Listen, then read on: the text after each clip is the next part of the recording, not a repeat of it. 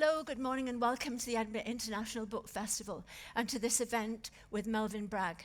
I'm Jackie McGlone, a journalist, and it is an enormous privilege for me to introduce Melvyn to you today because as a fellow Cumbrian, I tell you it could not be more exciting. I'm going to tell you one quick thing. All my mother's family came from Wigton, the Fells and the Studholmes. And I spent my childhood summers at my great-grandfather's house on Market Hill. And when I wasn't in the great-aunt Rhoda's sweetie shop. Anyway, Melvyn, as we all know, is a much-admired writer and a renowned broadcaster whose first novel, For Want of a Nail, came out in 1965. His many works of fiction include The Maid of Buttermere, The Soldier's Return, and Now is the Time, which won the Parliamentary Book Award for Fiction in 2016. His many literary awards range from the Time Life Silver Pen to the John Llewellyn Rhys Prize, and he's twice been longlisted for the Man Booker Prize. Melvyn has also written a number of works of non-fiction, including The Adventure of English and the Book of Books about the King James Bible. Today, he comes to us with his latest novel. It's his 22nd, and it's called Love Without End, and is the story of those legendary star-crossed lovers, Heloise and Abelard. It has been described as a medieval mix of explosive sex with a cerebral side. The Guardian critic called it a rich tapestry of devotion in its many guises, with some cerebral jousting and a memorably gruesome castration scene. So, ladies and gentlemen, may I ask you please to check that all mobile phones are off, and please do not tweet about the event, if you wish to do so, until after the lights go up for audience questions. And no photography, please. So, ladies and gentlemen, Melvyn Bragg.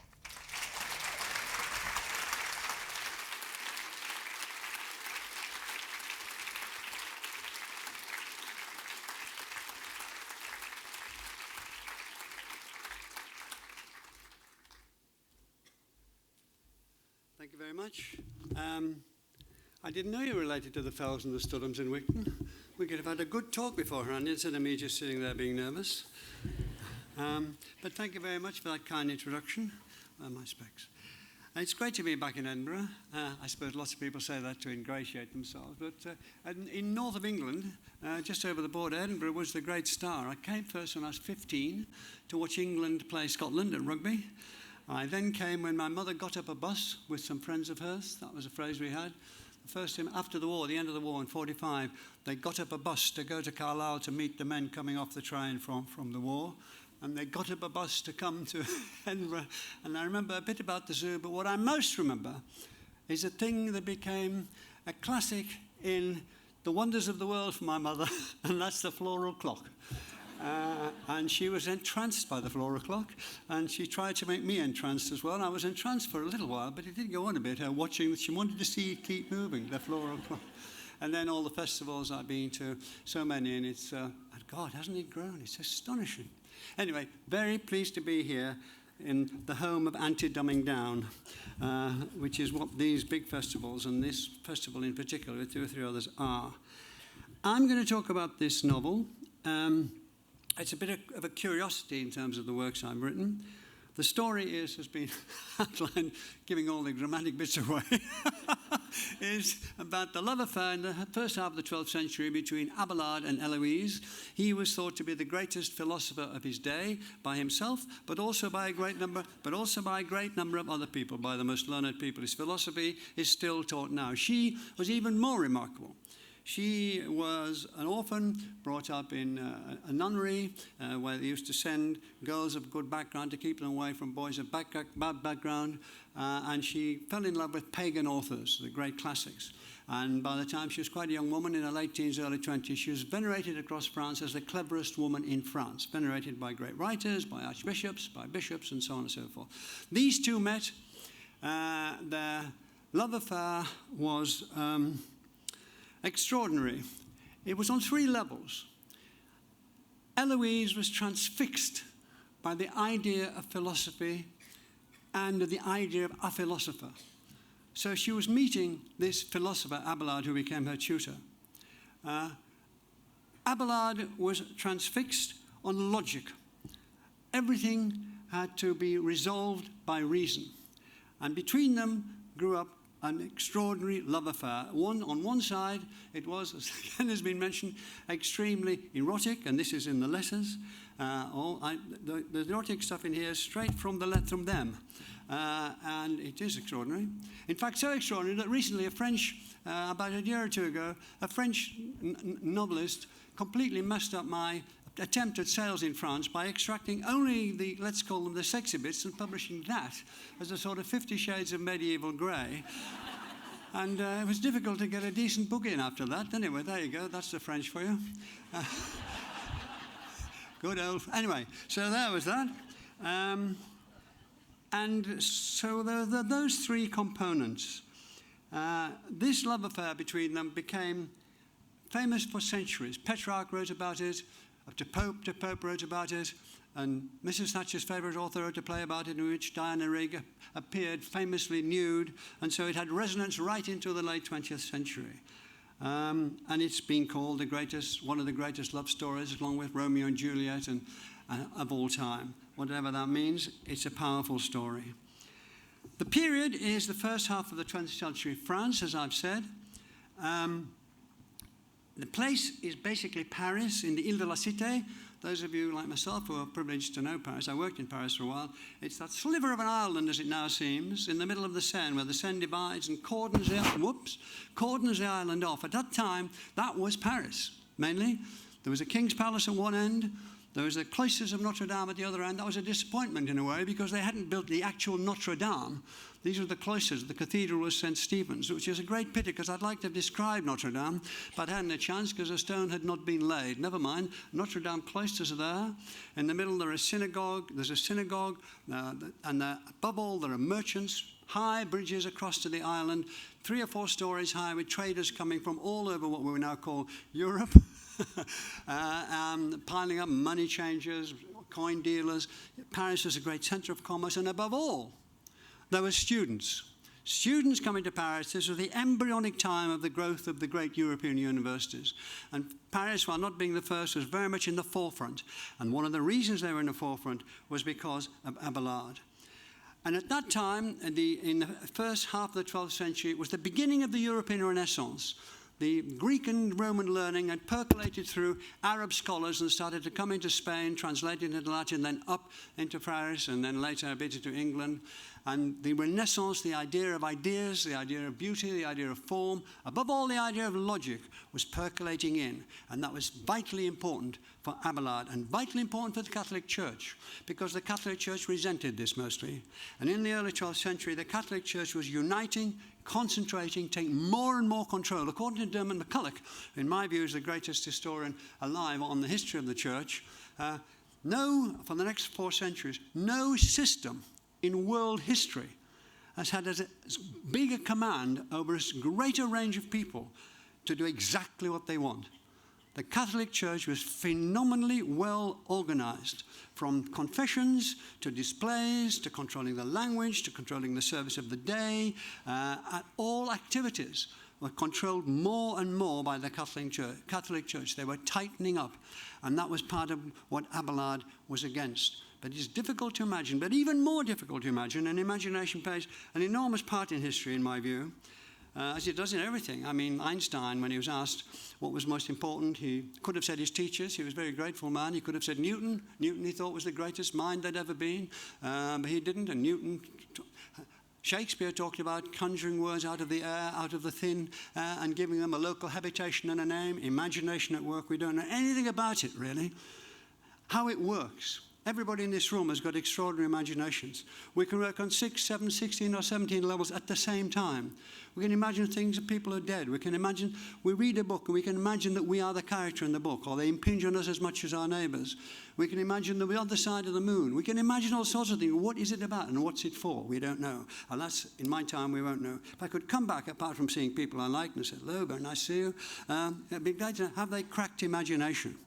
And I doubt whether they will. I think it's too elusive, too singular, too extraordinary. Martin Rees, Professor of Royal Astronomer and so on, who is a great astronomer, said that there are more movements in the brain than there are atoms in the universe. I don't quite know what that means, actually. It's just beyond understanding as far as I'm concerned, but he can imagine it. And imagination is going on, occupying about 5% of our brains, if we're lucky. It might sound as if the way I'm gabbling on, it could be 3% this morning. But still, there you are. Imagination is essential for this story to have any sense whatsoever to people in this room. Because in the early 12th century, God ruled in a way that we didn't know until actually this country at a certain time when the Presbyterians took over, when you had Knox and those people. The circumference of the world was God. Everything related to God. You were either religious and you totally believed, or you weren't and you kept quiet. Because if you opened your mouth against it, you could get your tongue cut out. It was God's world. Everything referred to God. God made all things. You did what God said in the Bible. The Bible was a sacred text. That is to be imagined as part of what we're talking about. And this is the difficulty and the interest and the fun, if you like, although this was quite a hard book to write, and sometimes it wasn't all that much fun, but still, it's fun to read. Anyway, not to write. That's one of the reasons. One of the reasons, I think Robin Graves said it one night. He said, one of the reasons why books are easy to read is because they're so hard to write. Fine, I'll settle for that. But the idea is that you have to imagine two things at the same time. Because the people in the early 12th century were exactly like us. If you cut them, they bled. If their child died, they grieved. They went hungry, and so on and so forth. On the other hand, they're completely unknown to us. They had this belief system, which was rigid, which they couldn't move without. They had relief system. They had a system which the church, including beatings, and so, which we would find abhorrent. So it was a different system, and it was the same. And it's that double thing that you try to make work. And above all, the Bible was a sacred text. The Bible and the commentaries on the Bible, they were sacred. And you challenged them at your peril, and greater peril as the Catholic Church came together. Now, the two protagonists were, first of all, Abelard.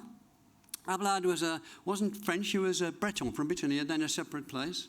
He was born into a noble family. He was the first son. At the age of 13, he discovered philosophy. Sounds a bit like the boy Jesus in a way, doesn't it? But he did discover philosophy, and he wanted to be a philosopher. And he told his father, who said, if you come back a year to this day and feel the same, then you can be a philosopher. Medieval romances are full of people who make appointments to meet a year to the day at the same place. It's fascinating, but again and again and again, they're meeting a year to the day at the same place. And he did come back a year to the day at the same place and said he wanted to be a philosopher, and he abjured his titles, his wealth, and his inheritance, and went off to learn philosophy. His brother became the next lord of that area and went to the Crusades and did all things that they were doing at that time. Abelard went to learn philosophy and then began to tour the country. The way that you proved yourself, unless you were a monk and went into a great abbey, was by going around, and it was a sort of nightly thing, jousting with other thinkers about ideas which were prevalent at the time, because the great disputations at the time, of course, were inside the church. They were, of course, about religion. What else could they be about? Religion was everything. So they went round, and he achieved great fame. And his instrument, his lance, if you want, was logic. He had discovered Aristotle, who was coming in, the Greek learning was coming in, before most other people. And what he fell in love with was logic. And he wanted to apply logic to everything, to every aspect of behavior, and particularly to the sacred texts, which were an accretion of commentaries, encrusted with commentaries. The Bible about as big as that, and then the commentaries on the Bible about as big as that. Archbishop pope after pope, commentator after commentator, had given their commentaries on this. This is what Matthew really meant. This is what Matthew really meant. This is what it meant. These commentaries were as sacred as the book itself. He wanted to lance all that and bring it back to the text as he saw it, the true text. He was a seeker after the truth and used logic to get there. And the Catholic Church absolutely hated him for it. And for most of his adult life, he was in serious danger. I mean serious danger of being stoned when he gave lectures and so on. For instance, that's just one example. But he was untouchable. He wasn't untouchable, but there were 2 or 3 things in his favour. First of all, he was recognised, and I said earlier by himself, he was recognised as a genius, and they were very pleased, Paris, to have a genius there, because he was attracting scholars. Because of Abelard, scholars flooded into Paris from Hungary, from Scotland, from England, from Netherlands, from Sweden, all into Paris to learn at this man's feet. And they wanted the students there, partly because they were wealthy. And the Catholic Church at that time was trying to educate its students, educate the young, because the church, as I said, was getting more possessive, and administration was getting more sophisticated, and they wanted clever young men to take this back and drive the church forward. What the barb of Abelard was, of course, he was teaching them from what they thought was a pagan author. Aristotle was thought to be a pagan. And so how dare he teach from a pagan author and not from the Christian commentaries? And how dare he attack the Christian So that was going on there with his logic. And he also, we meet him when he's 35 in my book. And there's a passage he writes about himself. He's been away for 3 years, and I think he had a bad nervous breakdown, and that runs through the book. I mean, he was crammed so much in. A bad nervous breakdown. He came back to Paris as a knight, dressed like a knight, and he describes himself as, and he was chaste. He was widely known to be utterly chaste. He was also a chansonnier. He writes his songs, alas, faded away, but they were still sung in the 17th, 18th centuries, and this great philosopher. And he came back to Paris, and he decided that it was time he took a wife, took a woman. And he looked around, he said, and the best and the most perfect one for him was this woman, Heloise. And so, and this is the bit that gets on a lot of people's nerves, knowing that he would surely succeed because he was so handsome and brilliant. Now, some people say, oh, a lot of people say, oh, terrible man. But actually, they didn't fuss when Muhammad Ali said, I am the greatest, did they? They thought that was funny. And actually, it turned out to be true as well. And Abelard, I think it's quite amusing that I'm rather fed up with people. You know, a guy scores 6 goals. He says, well, it was the lads that did it. Oh, the lads were great. It wasn't me, nothing to do with me. It's this false modesty. Well, he had none of that. Not a bit of false modesty. And that, of course, that annoyed some people. And what is, I run a parallel story with the main story, which is a man in Paris writing this book, and his daughter comes over, who's 23, and she's challenging everything in the book. She's challenging particularly Abelard's opinion of himself.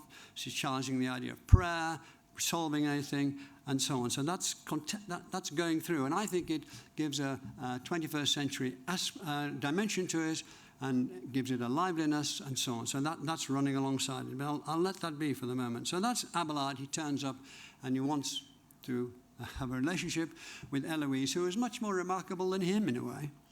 She was an orphan, although that's now thought to be, we know who her father was. Her father was a man called Fulbert, who posed as her uncle. He was one of the great canons at Notre Dame. He had his great mansion there, gardens down to the Seine, and he was her father. He posed as her uncle. He visited her all the time at Argenteuil, and then eventually brought her to Paris at her insistence. She'd learned everything she could at Argenteuil already while she was in this nunnery. She was writing to Peter the Venerable, whose place at Cluny was bigger than that of St. Peter's in Rome. She was writing, they were writing back to her. Her Latin was supposed to be the best Latin since Virgil. And she was reading and writing pagan authors. She thought she was reading the classic, which of course she was. She knew what she was doing. But what she was imbibing was paganism.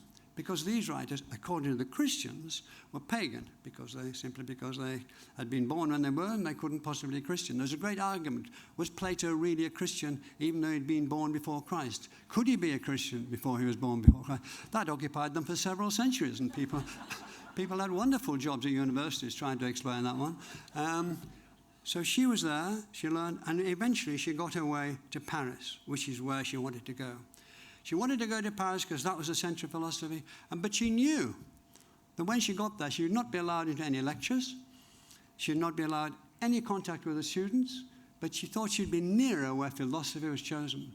When Abelard first met her and asked her what interested her most, she said philosophy, only philosophy. And she spoke in the sentences of the philosophers. So did Abelard. The two of them, in fact, a lot of learned people did in the Middle Ages. This is another thing that takes a bit of getting used to. They use other people's words to express their strongest feelings. They use quotations all the time from the great philosophers, whether it's Seneca or Ovid, to say what they really want to say. And she wanted to do philosophy, and she met this philosopher. She fell in love with the philosopher, maybe with Abelard himself. He fell in love with this learned, scholarly woman. So three things were going on here. One was that there was the idea of logic from Abelard, which was new and bruising for some people, but exhilarating. He was mobbed in the streets. We have evidence for all of this in the letters that came out. Two, we have the idea of pagan philosophy seeping in, this stronghold of Catholicism. They talked about Ovid and all the capers that they got up to, and so on and so forth. It's coming in there. And three, the idea of love. The idea of love itself was, at that time, romantic love. It was like the ballads of the man going off on a quest and bringing back a rose for his, and so on and so forth. But they were into real love. And as has been mentioned, and been mentioned again, it was when they really fell for each other, it was extraordinarily sexually powerful. And this is all in the letters. I started getting interested in the letters when I was about, I think it was about 15. I was reading a book called The Cloister and the Hearth by Charles Reade, who was then a very famous writer. Some of you, I hope, remember him, a great writer from the 30s and 40s. It was a set book.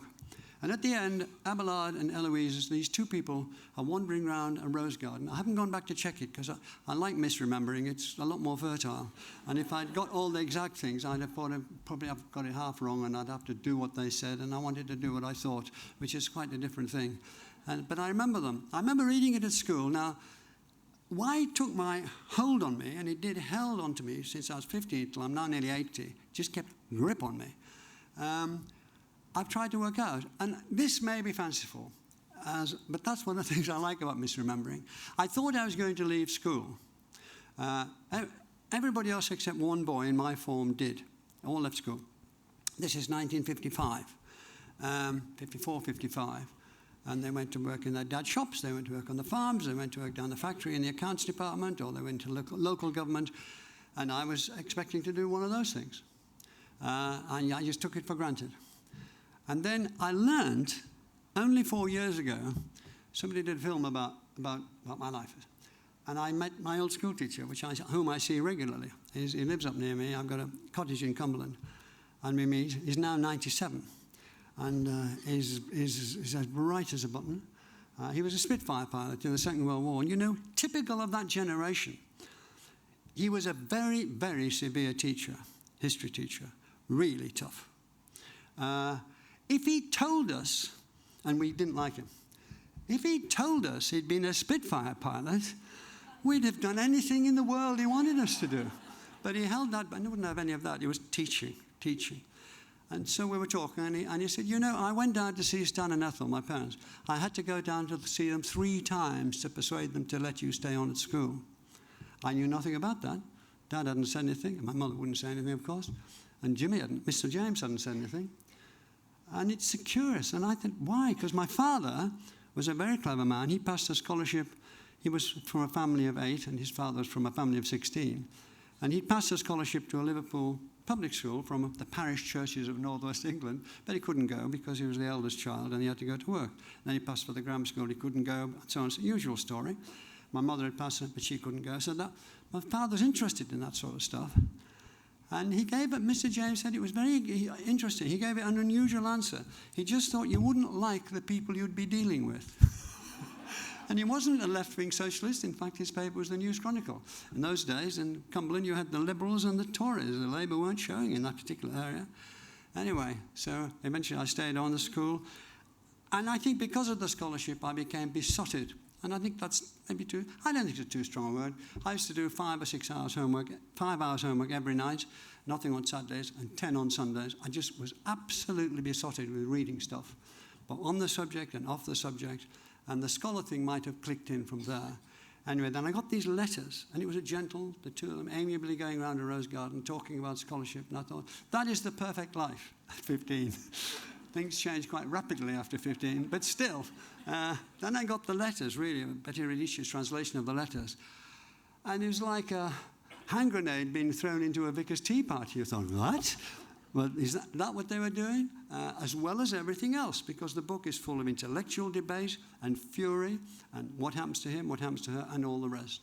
But the rest is, I left it there, and I kept looking at it and thinking, well, and what are we thinking about? 50 or 60 years later, I thought, well, I think I'll have a go, see what I can do with this. And this is the result. And the scholarship led me to areas that are, I want to read very little, but I want to read this thing about, she was in love with scholarship, she was in love with philosophy, and she was in love with the philosopher. But most of all, she wanted to be what she called his amica, his friend. Most of all, she wanted that. He didn't know what he wanted.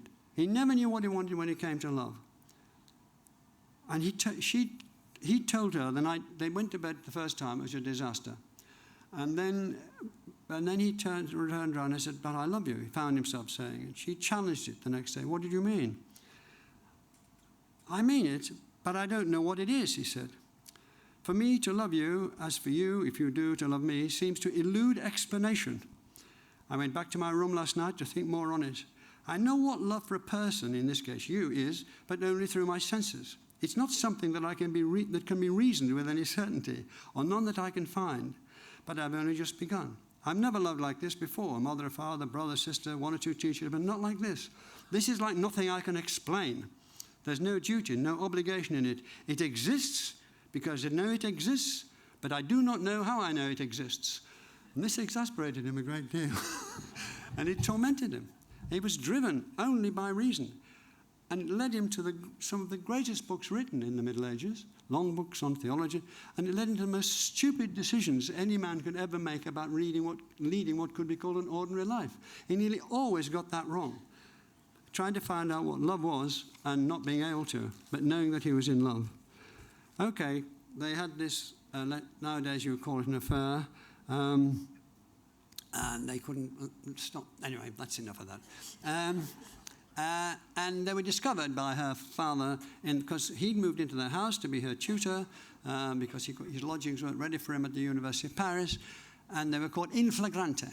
And Abelard couldn't help saying, when he wrote about it, as just like Mars and Venus. They couldn't resist, could they? It wasn't caught in flagrante, damn it was just like Mars and Venus.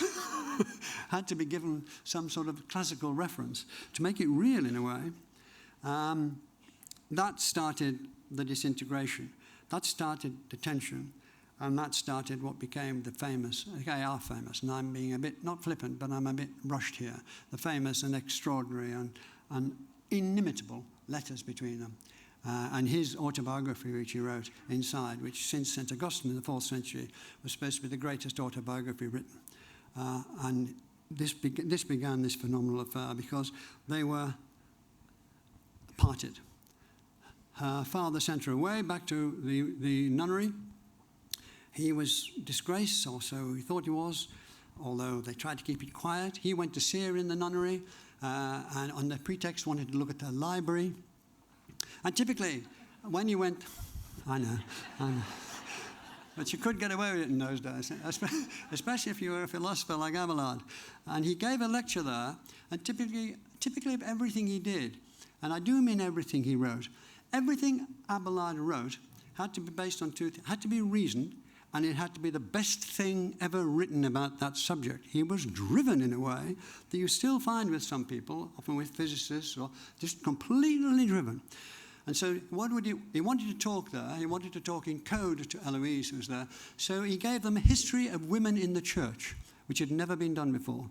women who were there at the, of course, Mary Magdalene being the star, she was there at the foot of the cross. She was there around Galilee. When he'd gone around Galilee, she was the first person Christ talked to when he came out of the tomb.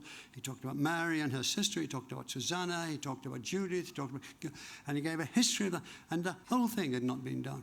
And then they went into the refectory, which they found to be empty. And there you go, the other side of them, watch it. Anyway, she became pregnant. He took her to Brittany to see his mother and sisters. And she was happier than she was ever before or since, because at last she thought she had a family. She didn't want to marry him, but she was in Brittany with his mother and sister, and the child was born. They're called astrolabe, after a new scientific instrument. It's wonderful, isn't it? It's just wonderful. Well, he'll know his way around. I mean, that's when the astrolabe. And then he came back to Paris, and he made the mistake of trying to appease Fulbert and everybody by saying that he would marry her. He hadn't asked her. He said he would marry her. So he went to bring her back to Paris, and on the way they stopped and they had this conversation. Now, there's quite a lot I want to read, but I'm not going to because it takes too long. But there are about 4 or 5 massive rows between them. One of which, when he tries to force her to be a nun and succeeds, is heartbreaking. Because she has no vocation, he has no vocation. But the only way he can see her safe is to make her what he calls and knows to be a bride of Christ. Now, the bride of Christ, the nuns are those nearest to God. And inside the circumference of religion, the most important thing in life, outsoaring everything, is the salvation of your soul. That matters more than anything. People leave their estates to the church to pray for them, for the salvation of their soul. That was what mattered more than anything. And they left fortunes. The church was the richest institution in Europe.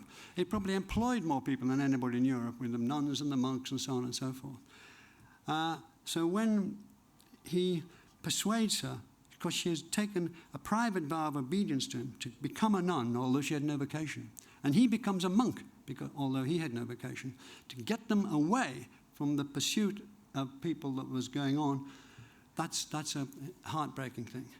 But I'm going to read something else, which is when he wants to marry her. And this gives his character and hers. I command you, Heloise, he said, we must marry. I cannot obey a command that will do you harm, she says. You must obey me, I will not. She looked at him directly. I will be blamed by the whole world, she said evenly, for taking you into a marriage that would surely give you less time to be the philosopher all of us want you to be. Think of the scorn of other philosophers if you were to choose me above philosophy itself. Marriage would be a burden, and I would be branded for my weakness in accepting you as much as you for your weakness in wanting this fig leaf. Your reputation would be broken. Abelard, sir, she was relentless. St. Paul says, do not seek a wife. Those who marry will have pain and grief in this bodily life. I do not agree with St. Paul, Abelard said, as forcefully as he could. Paul drew all his authority from the scriptures. I have logic that tells me our marriage could flourish. We could discuss all manner of things day and night. We do that now. But more intimately, it's impossible to be more intimate than we are now. Jesus' first miracle was in the marriage feast, but most of the sages, the philosophers, the prophets, and the fathers have warned against it. She would not be unhorsed by such a feeble example. Look at St. Jerome, she went on. In his first book, Against Jovinian, he writes that Theophras set out the unbearable annoyances of marriage. He argues that a philosopher should not marry and quotes from many philosophers in his support. And in the same book, he quotes from Cicero, who divorced his wife and declared he could not devote his life to a wife and philosophy alike. Nor could you, Peter, nor would I be ever forgiven if I allowed you to do that. In the small time you've been as a wife, I've prospered. As a wife is not a wife, and you have not prospered. Only when I'm away from you, even then, until I became with child, you told me that your pupils were angry with you for your lack of attention, and so that goes on until it rises to the crescendo at the end. And she says, why should I be a wife? I do not want it. It will not comfort me. I don't want to love you because marriage makes me love. This is the early 12th century. Or to love with you because it is your due from your wife, that is prostitution. I do not want the chains that are hung around a wife and husband. We have lived freely, Peter. Please let us keep doing that. Let us be free like true lovers should be. I will be your friend, your amica, a much happier, sweeter than wife, bound to you only by love. she saw the glaze of obstinacy in his eyes. I tell you, Peter, if Augustus, emperor of the whole world, thought fit to honour me with marriage and confirmed all the earth on me to possess forever, it would be dearer and more honourable to me to be called not his empress, but your whore. She waited for a response. In vain. He was not moved. It was over. And that's an abbreviated thing of one of the arguments they have. All those arguments come from the letters they wrote, one to the other, put together as a dialogue here, but they're dialogue in episcopal form at that time. So she did marry him. Then he ran away with her again, and one way and another, Fulbert and his friends, who had been after this radical man, they'd been chasing him all around the country. One session where he was tried, he was put on trial for his false book. He invented the word theology. He'd written a book on theology. He was tried, he was found guilty, he was stoned as he came out and just escaped with his life. He had to watch his books being burned. That was the way he was going. And they decided, Fulbert and his friends decided what they would do. It was the time of the blood feud. And it was perfectly legal as they saw it. And these are churchmen. To either kill him, or blind him, or castrate him. So they castrated him. They had him castrated.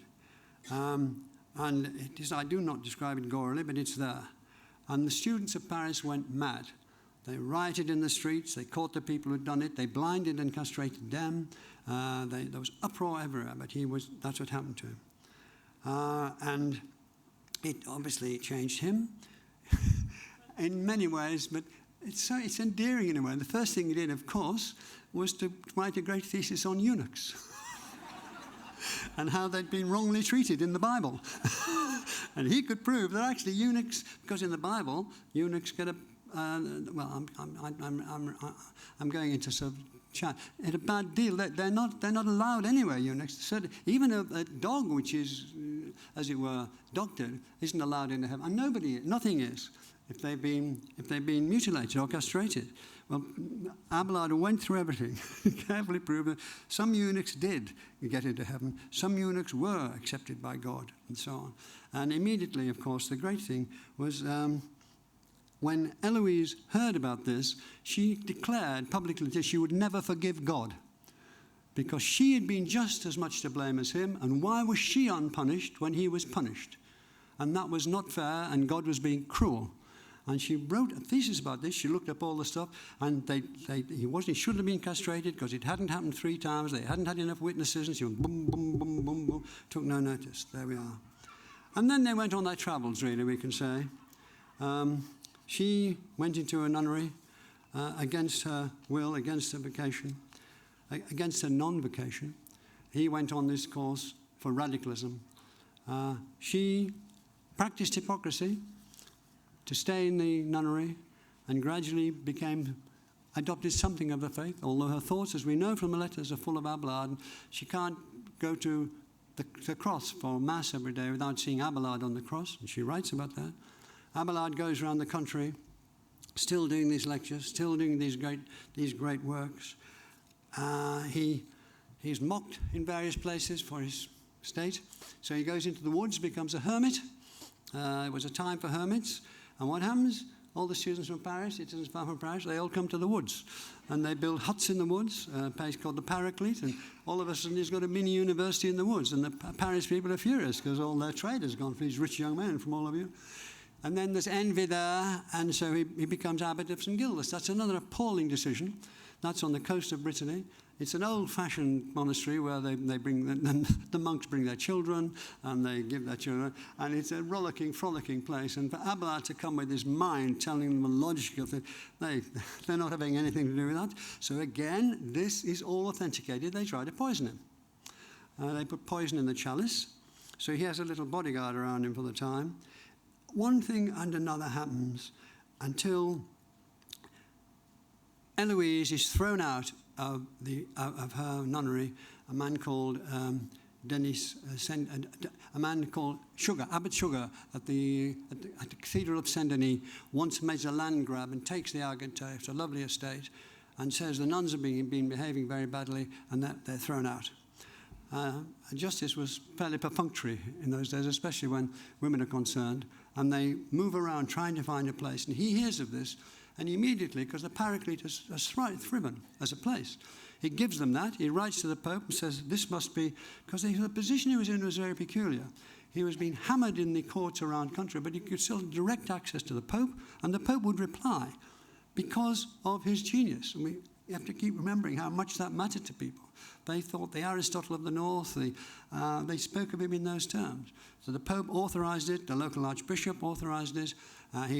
Before she got there, he took people from St. Gildas to make it better, clean it up, and so on and so forth. She went to the Paraclete, and then they met, and they met there, but there was no record of them saying anything to each other. And there's a peculiar period in their lives which it will take, where they don't meet, they're not even in contact, and then she gets hold of the history of his life that he writes. And she thinks it demeans her, demeans their relationship, and she's very, very angry and writes to him in those terms. What he's trying to do is to become a penitent, because that was brought in the Middle Ages too, just like purgatory was brought in there, just like pilgrimage was brought in. They're all artifacts. None of them are in the Bible. Just like popes, nothing in the Bible. They're artifacts to shore up the power of the church. If you pilgrimage, that's another thing. If you have purgatory, that's wonderful. The church can charge money for you getting through purgatory. Nothing of it in the Bible. And he wrote about that and blasted into that. And we have this hymn having completely lost his notes. I haven't looked at them at all, and I'm not surprised. Then he went back there, he furnished it and furbished it, wrote, as I said, to various people, got money for it. She flourished there. And then she got his history of his misery, Historia Miseratum, and wrote to him, and they came together through letters. They met, but there's no record of them saying anything when they met, but they started to write to each other prolifically. And in that sense, Heloise got everything she wanted. She was his friend. And she was relentless. She was a relentless friend. She was. She just, for a beginning, said there wasn't a good history of nuns written, especially not Benedictine nuns. Would he please write one? Well, for most people, that would have been a life's work. But he wrote it. It was in a massive work, and it hadn't been done before, definitive for about 300 or 400 years, on the history of Benedictine nuns. Right, she got that. She'd got 42 problems that bothered her. Would you solve them all, please? So he was writing these massive books. Yes, so he did that. She wanted some new hymns. She was rather fed up with the old hymns, and she knew his song. Could he write new hymns? Quite a lot, 200 or 300 new hymns, please. 133 of them are still sung, so he sent those back. And on it went. Oh, sermons. He didn't like writing sermons, but she got 36 out of him. And so it was slightly one-way traffic, but it was what she wanted, this intellectual companionship, and clearly what he wanted, because he never let her down. And the last piece of writing he did when he knew he was going to die was to her. And it's a lovely last letter. Anyway, he was getting into more and more trouble, and finally for him, he was called to a place called Sens, S-E-N-S. The king was there. It was a great gathering for supposed to be an enormous debate set up between Bernard of Clairvaux, who was 10 years younger than Abelard, and was a hard line, if I can use that word. I don't like using words out of period, but still. Roman Catholic, tightening the church, tightening its rules, in for an ascetic, powerful, and violent. The Inquisition was beginning to come in. He was into it. And Abelard, who was radical, he was slicing through the sacred texts, making, as it were, grown men weep, saying, look, Gregory was just a commentator. It isn't the text. It isn't what Christ said. Cutting away. And there was this great challenge. So he went to it. Rather like when Oscar Wilde went to America and was asked if he had anything to declare, he said, nothing except my genius. And Abelard went to this Sens. Bernard had been there about 3 or 4 weeks before. He'd prepared the mob. He'd prepared various people and things against him. Now, this was supposed to be an open debate, instead of which it was in format an inquisition. Abelard stood there and accused again and again of things so trivial and so vicious that he refused to reply. Maybe it was a mistake, but he refused to reply. I mean, in his exceptionalism, there was an arrogance, but also there was a purity, I think. He wasn't going to take this on. This was not what he'd come for. He'd come for a debate. He'd come for a debate about meanings and theology. He hadn't come to be asked a lot of questions, as he would have thought, rather impertinent questions, and he would not reply. And it was a catastrophe. He was found guilty of being the worst thing you could be. He was found guilty of being a heretic. He was condemned as a heretic. He was excommunicated. He was sentenced to perpetual silence and escorted out of the place. And he tried to get to Rome, but he only got to Cluny, with St. Peter at Cluny. Peter the Venerable gave him refuge at Cluny Abbey.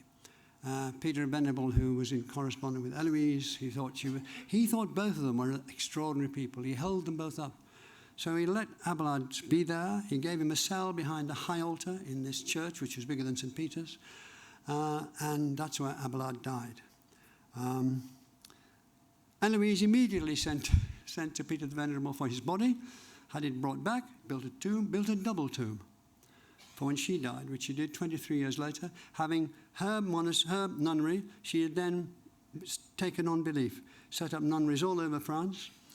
And when she died, the miracle is the tomb opened and Abelard opened his arms to welcome her to the tomb. Well, I believe it.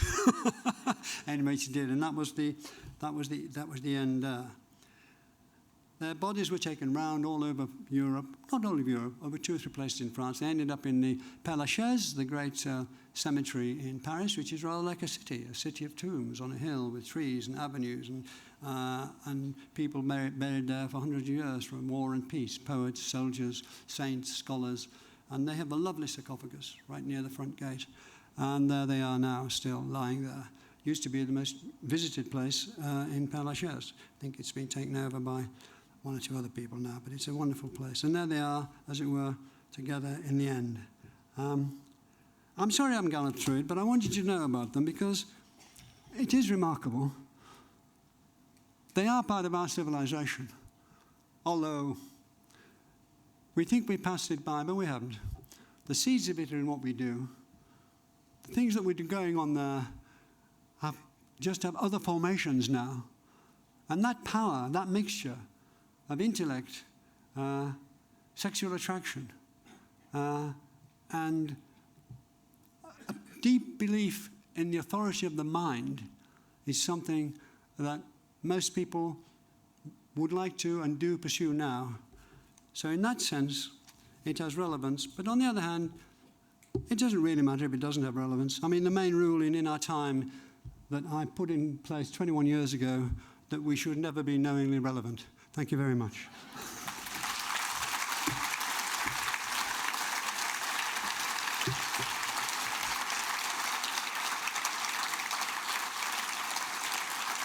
Thank you.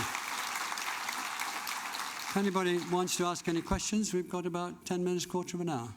There are microphones, I'm told. There you go. Can I ask you, in your opinion, Melvyn, what would have happened if Abelard hadn't been persecuted by the church? What would have happened with the church? Because it seems to me that, yes, its power would have been obviously diluted if they allowed him free speech with no consequence. But at the same time, he was obviously manipulative. He was using the church in order to get access to Heloise and to have things as he would want. What would have happened if he hadn't been persecuted? Well, if they hadn't been persecuted, I think they would have lived an industrious life if they hadn't been persecuted. He would have gone on with his philosophy, she with her scholarship. She was right. About every decision he made, he was wrong and she was right. When they were having what nowadays we would call an affair, it was known about. But when they were married, marriage was what the New Catholic Church was wouldn't tolerate with either their clergy or their quasi-clergy, like a master of philosophy at their new embryonic University of Paris.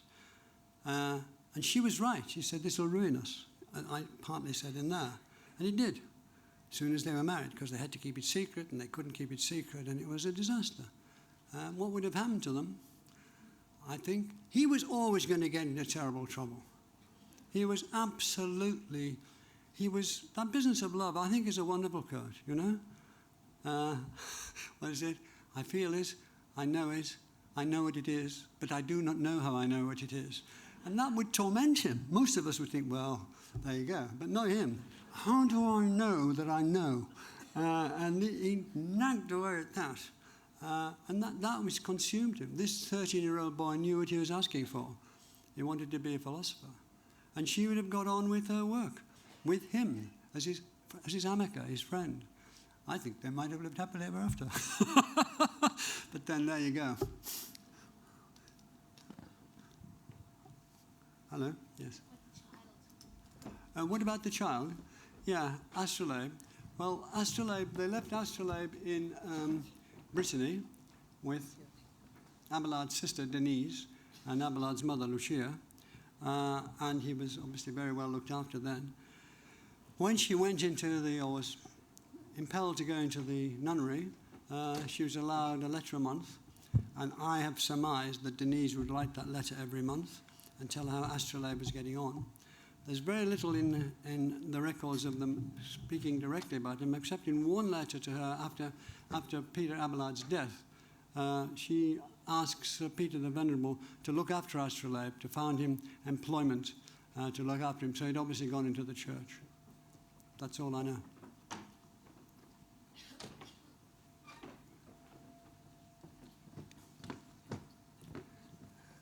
And up.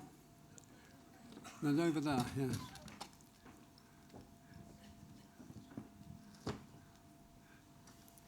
Yeah, thank you for that talk. You told a great story. Thank you.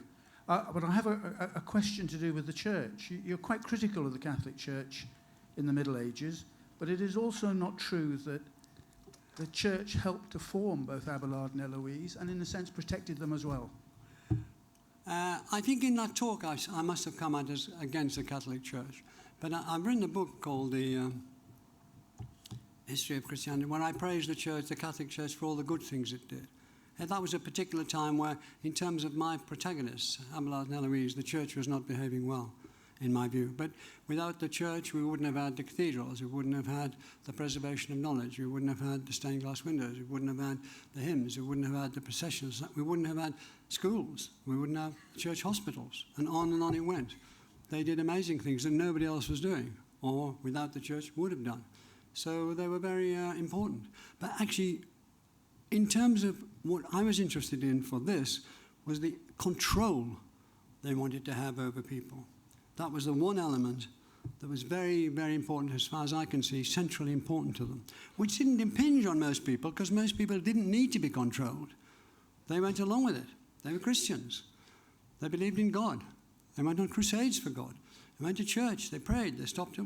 When the bell rang at noonday, their heads bent and they said the prayer. They didn't need to be. But those who were challenging it, which Abelard was, to them they were very fierce indeed. And so I was looking at it from their point of view. But you're right to pick me up on that, yes.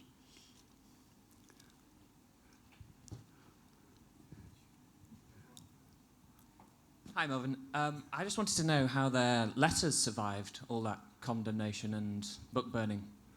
Well, their letters weren't burnt. Their letters were well preserved and found soon after Heloise's death, and then heavily censored for a century or two, and then they came together in the form we now have them. But still censored until Betty Radice got hold of them and did this wonderful, it's in Penguin paperback, wonderful edition of the letters, which is extraordinary. So they just survived because the power of the story was extraordinary in the Middle Ages.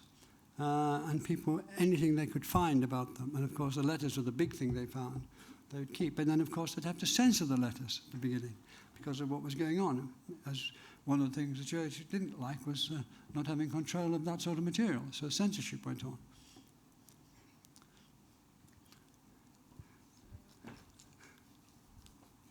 I mean, to come back to the Catholic Church, you could say that the Catholic Church was the civilization of the Middle Ages, and that's an argument that would be very difficult to dispute.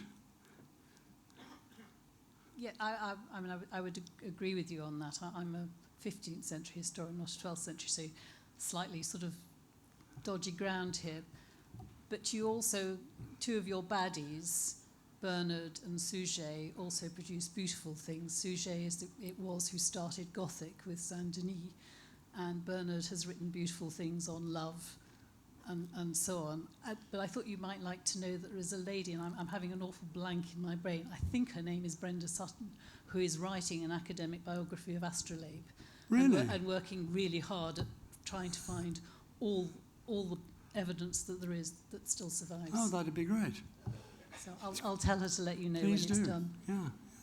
I wonder where she looked, because I couldn't find anything. Mind you, I didn't have the years to do it, but still, good. I didn't, yeah, okay. There's somebody down here.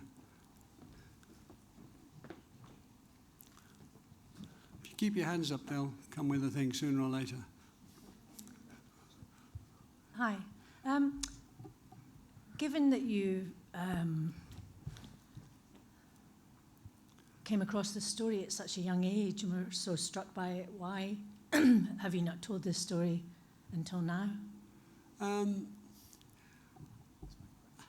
think it's because you have to have a certain, or I have anyway, a certain inner impulse to want to write. For me, writers, you can't say anything, any one thing ever about any writer that cannot be immediately contradicted by somebody else who does the opposite. There's no one way to do this. It's a fingerprint business. There's just no way. Some people write to rote and they write very well indeed. Some people write to command, they write very well indeed. Some people just write for money. They write for money and they're very good indeed. There's no way to say there's only one way to do it. But the way I've done it is when I can only say, and I feel like doing it. I felt like when my father died, I wanted to write a book, A Man Coming Back from the War, like my father. So I wrote The Soldier's Return, not just like click, click, but that's when it started. I knew I was going to write something there. When my first wife died, it took me about 20 years to say, someday I'm going to write this. But I didn't know when. And when I got there, I thought, yeah, I'll write it now. So it comes like that, nearly always. And I just wasn't ready to write it or didn't want to write it enough. And then about 2 or 3 years ago, I thought, I'd like to try to do this. So I read the letters again and read some more stuff and thought, yes. Went to talk to the emeritus professor of history at medieval history at Oxford, Mr. Clancy, who's redone the letters, and he encouraged me and answered a lot of questions I threw at him. So I got going and wrote it. It was hard, and it's not. Anyway, that's what happened. Melvyn, here you are, over here. Oh, yes. You're now nearly 80 and you're still learning. When you were 15 and Mr. James persuaded your parents to keep you staying on at school, was it because you were a slow learner? Absolutely. In all departments, I'm afraid. I wasn't... I think it's quite a good question. I mean, a good question, but I'd frame it in a different way. This is the post-war, this is the early 50s. The grammar schools were... It wasn't it was a 400 years old grammar school, but it didn't regard itself very highly. And I had about 9 maths teachers, people coming back from the war, people going. It was that sort of thing. It was all over the place. And then I had what you can only call a sort of, which I couldn't tell anybody about, and I didn't until many years later. It's a breakdown at 13. And I was sent down from Form 1A to from 3A to 3B to 3L. And then the headmaster said if I didn't do something, I was going to be sent to the secondary modern school. So it was a bit frightening about a year and a half. So I didn't do very well then. And I did okay, but I didn't do very well. Something happened when I was about 14 and he helped me get out of that thing. And I can, if you permit me to be fanciful about it, we were living in a pub then. I was only a child, and we had a flat above a pub. It was a very noisy pub, and I used to get out of it as much as I could to go around the town, just round and around the town. And I remember sitting in that room. That we had so few rooms that one of them was a sacred room called the parlour. Anyway, I went in the parlour, and I absolutely I remember thinking, I've got to do this. And that turned out to be just working at school. And I never did any homework. A lot of the lads thought it was sissy to do homework. We really did. It was that sort of time. Very few of you are old enough to remember it, but it was that sort of time. Then I got stuck in, and I just found that I loved it. And I became addicted to it, and really did love it. But up to then, I was a bit slow, yeah. I'm still quite slow at lots of things. I'm not going to count them, but it's quite a lot of things. But I like learning stuff. We have to, Melvyn will be signing copies of his books in the Edinburgh Gin Cafe signing tent. And if you give us a moment to get there ahead of you, I know you want to thank him very much for a wonderful session. Thank you very much. Thank you very much.